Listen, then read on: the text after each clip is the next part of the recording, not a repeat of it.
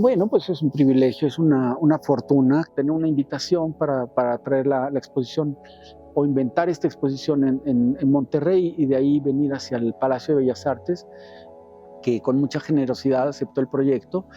Y dentro de ese proceso, contar con José Esparza, que sabía de él porque era o es un curador pues de una nueva generación que está trabajando en Nueva York y que podría aportarle ideas muy frescas a la composición de este trabajo que yo llevaba haciendo durante 30 años. Realmente una ilusión que sucediera, ¿no? Y sí fue un fenómeno ahí que no era muy fácil de explicar, como tener pues una trayectoria que estaba exponiendo fuera de México, que había invitaciones en el exterior y que no había habido el espacio en México para poder compartir o traer esta obra. Tienes que tener una cierta sensibilidad para poder realizar este tipo de trabajo que, aunque sea muy representativo del contexto en el que creciste y en el que te desenvuelves, que es la Ciudad de México principalmente, tiene la forma de poder comunicar a un público internacional esas mismas ideas de una forma distinta. Hay muchas piezas que son parte de esta exposición que son tan conocidas y las había visto en imágenes reproducidas tantas veces que casi hasta pensaba que las había visto en persona. Y fue muy sorprendente también al empezar a platicar contigo sobre la idea de trabajar en esta exposición como curador, darme cuenta de que no había habido una muestra institucional de tu trabajo en México ni en Latinoamérica. Pues sí, fue como algo que de pronto, pues como dices, se ha ido conociendo por internet, por otras publicaciones, pero la experiencia en vivo, física, pues es esencial para la escultura sobre todo, ¿no? En alguna entrevista decía algo que me parece acertado y es que es como un escritor que no hubiera publicado en su propio idioma, ¿no? Y creo que hay una cosa como que está muy presente en la exposición y que está muy presente también en tu práctica, que es esa como constante dicotomía entre lo local y lo extranjero, por ejemplo, lo industrial y lo orgánico. Una mezcla de contradicciones, cosa que a mí me encanta, como entre ese diálogo de opuestos y cómo se genera eso, una efervescencia y una idea, ¿no? Nueva. Bueno, la muestra se llama Pico y Elote, Damián Ortega, Pico y Elote, y toma el título de dos piezas que, en mi opinión, son como emblemáticas en la práctica de Damián, pero también se podría decir que se utilizan casi como una llave para leer el resto de tu producción y sobre todo de lo que se presenta en esta exposición. Una de ellas, las dos son obras tempranas, una de ellas se llama Pico Cansado y es de 1997. Es una herramienta de un pico de construcción en donde al mango le hiciste unas incisiones y como unos recortes para poder doblar el mango de tal forma de que parece cansado, casi como después de una larga jornada de trabajo. Y la otra pieza que le da el título a la exposición es Elote Clasificado, de 2005, en donde me parece curioso que numeraste cada uno de los granos del elote, casi como para sugerir que cuando se desgrane lo puedes rearmar. Y creo que esos dos como gestos, que son como muy sutiles, son muy importantes para poder leer como de dónde viene tu sentido del humor, de dónde viene como tu curiosidad y tu intuición de querer como desarmar y rearmar cosas, pero también de reflexionar sobre la historia del trabajo utilizando como tu característico sentido del humor que viene, digamos, o sea, el Pico Cansado es casi como una caricatura, ¿no? Damián, me parece también increíble tu formación como artista, realmente está muy informada por tu periodo como caricaturista, político, trabajando en La Jornada o trabajando con caricaturistas reconocidos como el Fisgón, que al final tu trabajo logra capturar en una imagen como ese comentario social o esa crítica social que es característica de los dibujos, ¿no?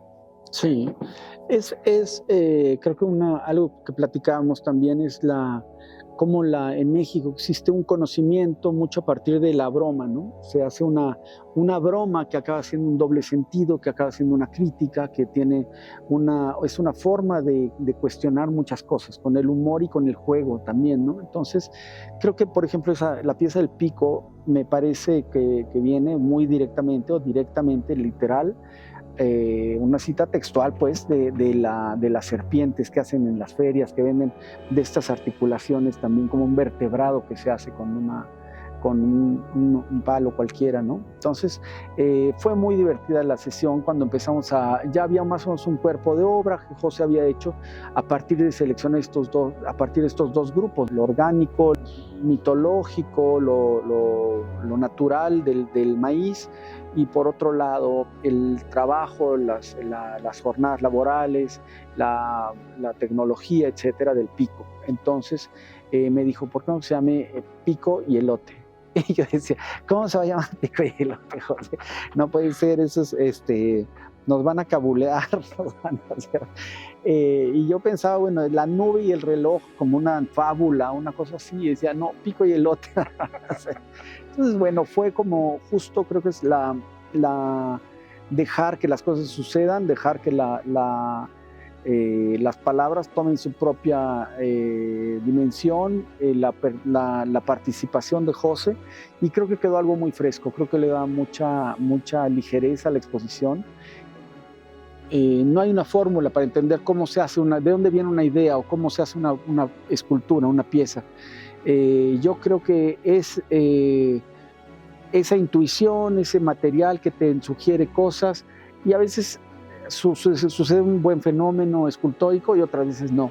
A veces hay una obra que no perdura, pero tiene un elemento vivo. De ahí no es que ya esté completa. La obra se completa cuando hay un lector, cuando hay un espectador que la piensa y la nombra otra vez y se vuelve otra cosa, ¿no? Entonces, nunca hay un proceso único, sino que es un proceso vivo.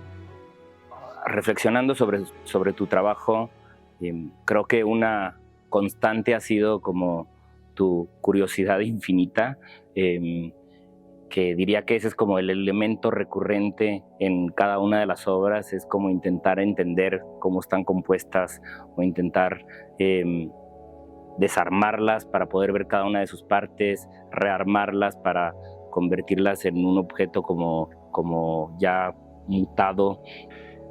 Fue un ejercicio como desde muy chico, muy joven, que con mi hermano tratamos de saber cómo estaba hecho alguna cosa de un electrodoméstico, una licuadora o una cosa de la casa, y tratar de abrirla hasta descomponerla y no poder volverla a ensamblar. Pero sí, es una curiosidad, creo que además hay una cosa muy importante en México, algo cultural, que es tratar de utilizar lo que tienes a tu alcance, de transformarlo y, si es necesario, convertirlo en otra cosa, ¿no?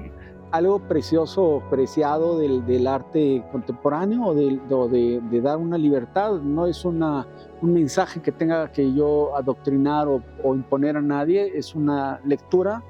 Que la parte más importante de la obra es la lectura que va teniendo cada quien, o cómo la interpreta, y lo que le queda en la cabeza, ¿no? Ahí es donde se hace la efervescencia y la química.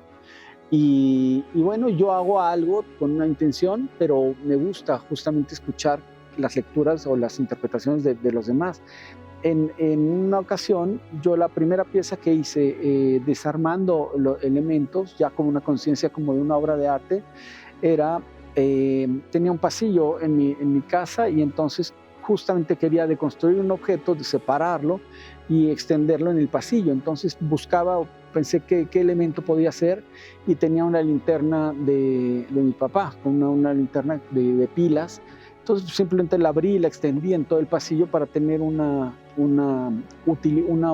ocupar el espacio y hacer algo un poco de arquitectónico. A la hora de que pones una pieza tras de otra, hay un diálogo, ¿no? con el espacio.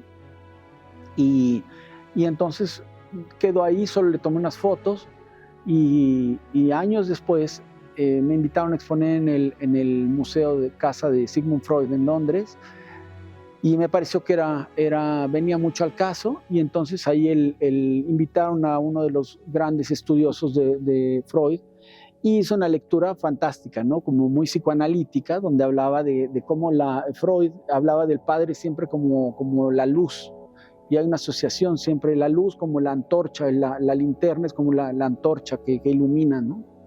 Entonces, bueno, hacía toda una elucubración y por lo tanto sobre los símbolos, el tótem y muchas cosas. Entonces, bueno, es muy emocionante también cuando hay la obra acaba siendo más inteligente que el artista, y que acaba siendo más juguetón y se va más expandiendo hacia otros terrenos que no tenía yo el control, ¿no? Que no tenía yo con la conciencia.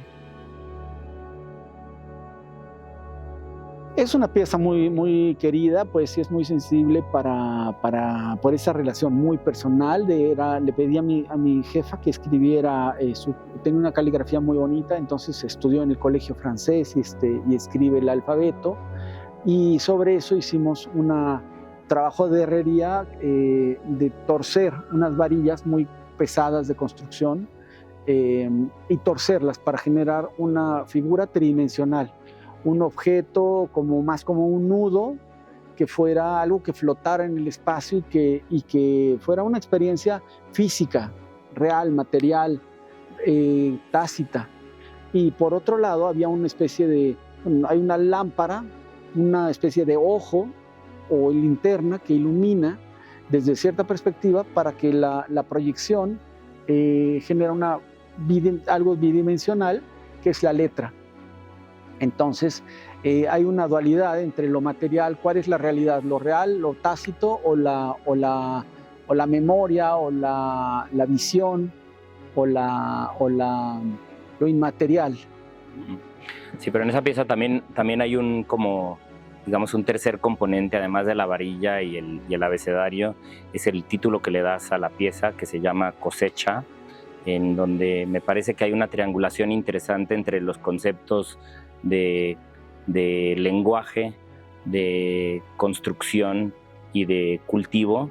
Fue una herramienta con la que empezamos a hacer una disección para separar la realidad del concepto, y esto se vuelve mano, se vuelve algo que no es una mano, es la palabra mano, se vuelve la idea de la mano, o se vuelve ya un concepto, y así divides y separas el mundo de la representación de lo real, ¿no? Entonces, creo que el lenguaje es eso, es una herramienta esencial para el desarrollo de la humanidad, ¿no? Y creo que tiene este juego. Me gusta la idea de la cosecha. La verdad, empezó con una visita que tuve de Juan Villoro, lo invité, y me recitó una parte que habla de Iván Illich.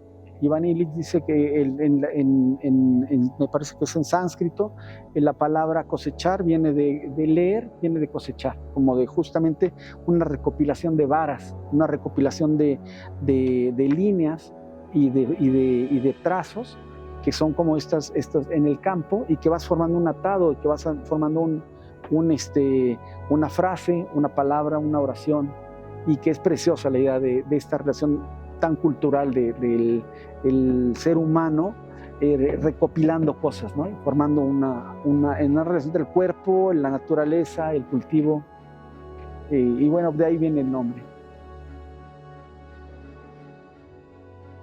Primero fue ir a un tianguis, a un mercado de cosas usadas, y donde tenían herramientas que yo no conocía. Había muchas herramientas nuevas, en una estancia que estuve en Berlín, y entonces me dedicaba los domingos a ir a comprar, recolectar estas herramientas, y las tenía y las ponía en el suelo y las acomodaba de distintas formas, y hice algunas veces un abanico donde yo estaba en el centro, todavía algo muy bidimensional en el piso, y yo pensaba más en una cuestión mucho más autocrítica o crítica en cuanto a a la capacidad siempre de transformación, que a veces se vuelve una imposición o una enajenación donde ya difícilmente contempla uno las cosas. Eso por ahí va mi propia reflexión y en algún momento vino el desdoblamiento donde ya se hacía esta constelación mucho más tridimensional y que uno está desde el centro de la obra contemplando este punto de vista donde todo está determinado en un ángulo al ojo. Entonces todo lo que ves implica una transformación, todo implica una tergiversación de lo que es la realidad, hacer la idea. No sé si sea muy pacheco lo que digo, pero por ahí va. Y de pronto, justo a la hora de ver esto, dije, bueno, tiene justo una vínculo con la historia de México, con la historia del muralismo. Siempre ha sido una presencia el muralismo para mí, para mi trabajo, la idea del arte público siempre ha sido importante. Y bueno, justo entonces vino el vínculo con el título, ¿no? El controlador del universo. Creo que también hay esta cita de Villoro también, en donde hace como la relación entre el título del mural de Diego Rivera, en donde sí hay un hombre en el centro del mural que está controlando el universo o que simula controlar el universo, y menciona a Villoro que en tu obra, en tu instalación, es casi como que las herramientas están controlando al hombre, ¿no? Es casi como que las herramientas cobran vida propia y están suspendidas de tal forma en donde el hombre o la persona pierde el control ante a las herramientas y la industria. Creo que sí tiene una parte dual ahí esa pieza, porque es muy distinto estar en el exterior y sentir este acoso brutal como de toda el filo de todas las herramientas, como una cuestión donde uno se siente muy vulnerable. Pero la otra es desde el interior, donde uno se da cuenta del control que tiene a su alcance de todas las herramientas. Entonces, creo que sí tiene desde mi posición era más irónico la idea del control, ¿no? Que siempre además, pues, es difícil pensar en controlar la energía natural, la naturaleza, o simplemente los instintos, ¿no? Animales, o los instintos o la materia. Y bueno, pues era justo ese juego otra vez de contradicciones y de opuestos que generan una experiencia, ¿no? El origen de la pieza, que son estos pequeños robots que venden en los mercados, pero donde hay elementos de orgánicos o de crustáceos o de algunas, en otras ocasiones lo he hecho con elementos también orgánicos que venden en los mercados, verduras, frutas, y como justo hay una mímesis, porque el diseño industrial ha estudiado la naturaleza para los diseños, ¿no? Entonces había un diálogo muy armónico formalmente. Y me gustaba la idea de justo que la materia es un objeto vivo, es una materia que se transforma, que tiene una energía interna, que tiene un movimiento, una dinámica interior, y eso me emociona, me prende, como pensar que las cosas no están muertas, las cosas no están estáticas, siempre tienen una dinámica y una vida interior, ¿no? Es una historia increíble porque estaba todavía el bocho circulando, realmente parecía como el Imperio Romano, nunca imaginó nadie que podía desaparecer, porque era realmente algo que estaba en todas partes, ¿no? Entonces, había mucho mercado de segunda mano y fui entonces a comprar el coche ya con la idea de qué es lo que íbamos a hacer. A comprar el coche más barato que pudiéramos, el más deteriorado, para poderlo desarmar. Y le conocí a dos chicos que estaban ahí en Ermita, en Iztapalapa, antes de que lo remodelaran todo. Hablé con ellos porque me ayudaban, y llegaron con un par de herramientas, no mucho más, y sobre eso lo desarmaron, yo creo que en un par de horas, ¿no? Entonces, Era increíble ver esta unidad, algo que se considera un objeto único, verlo fragmentado y regado en cada una de sus partes, como una fracción de una totalidad. Y bueno, lo que es muy lindo es ver esa conexión que hay entre una cosa y otra, el diálogo que se hace entre una pieza y otra, la transmisión y el diálogo interno que existe, y cómo cada elemento es indispensable, es esencial dentro de la función del coche, y que se hace un diálogo, un sistema público, el colectivo, ¿no? Y cada material trabaja de una manera distinta. Uno aísla, otro comunica, otro transmite, otro acumula. Y entonces eso es lo que es fascinante, pues, del coche para mí, ¿no? Se presenta casi como un monumento memorial al coche alemán que se producía en Puebla, porque justo se realiza, creo que 2 años antes de que Volkswagen deje de producir ese coche que era tan visible en la Ciudad de México que casi parecía un coche mexicano. Era un coche mexicano, ¿no? Además, de hecho, hay algo que es increíble, cuando los objetos ya no tienen nacionalidad, porque también en Brasil se utilizaba, en Estados Unidos fue un coche hippie, es un coche que tiene más historias individuales que una nacionalidad, ¿no?